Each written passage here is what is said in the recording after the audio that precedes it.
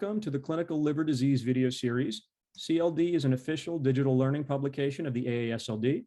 My name is Vinay Sundaram, and I'm a transplant hepatologist at Cedars-Sinai Medical Center and an associate editor with CLD. I'm here with Dr. Valerie Lin, who's an associate professor of medicine at the Leahy Clinic, and who's the author of the article entitled Post-Transplant Complications in the Setting of Acute-on-Chronic Liver Failure and Considerations Regarding Immunosuppression, which was recently published in our special issue regarding transplantation for acute-on-chronic liver failure. Dr. Lin, thank you very much for joining us. How are you doing today? I'm very well. Thank you, Vinay, for having me.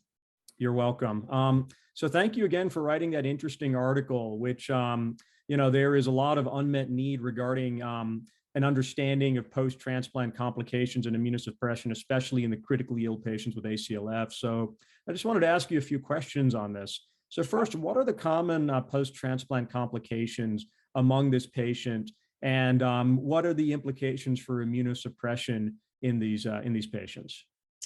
So as you alluded to, I think the literature is pretty limited on this topic, but with what's available, it has been reported that ACLF transplant recipients have a higher incidence of post-infection complications compared with the non-ACLF liver transplant recipients. The infectious complication persists beyond the first year post-liver transplant and is the leading cause of mortality in this patient population. Bacterial infection accounts for the majority, followed by viral and fungal infection. Chronic kidney disease was also noted to be significantly higher in this patient population. And this is likely related to the high incidence of acute kidney injuries seen in ACLF patients pre-transplant, which has been associated with increased rate of chronic kidney disease in the post-transplant setting.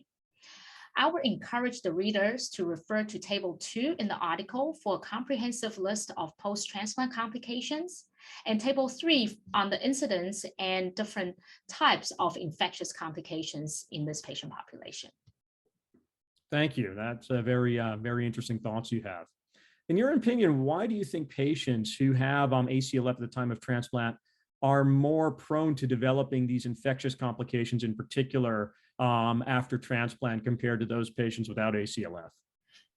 Systemic inflammation, as we know, is the critical drivers of tissue damage and organ injuries in patients with ACLF. And this is often triggered by bacterial infection and leads to a cytokine storm and cell death. To control the excessive inflammation, an anti-inflammatory response is generated by the regulatory cells. And this compromises the functions of other immune cells. And they're doing so by inhibiting their antimicrobial and phagocytic activities, cytokine secretions, and T cell proliferation. Additionally, the use of immunosuppression medication following liver transplant further inhibits immune reconstitution and protracts immune dysfunction. These are likely the key factors that increase the risk of infections in these patient populations. Well, thank you. And so then leading into that, because, physiologically, it does make sense that these patients would have a higher risk of infection. What do you think that means for us in terms of the management of these patients regarding immunosuppression in particular? So in these patients, I think aggressive infection control and judicious use of antimicrobial and antifungal prophylaxis are of paramount importance.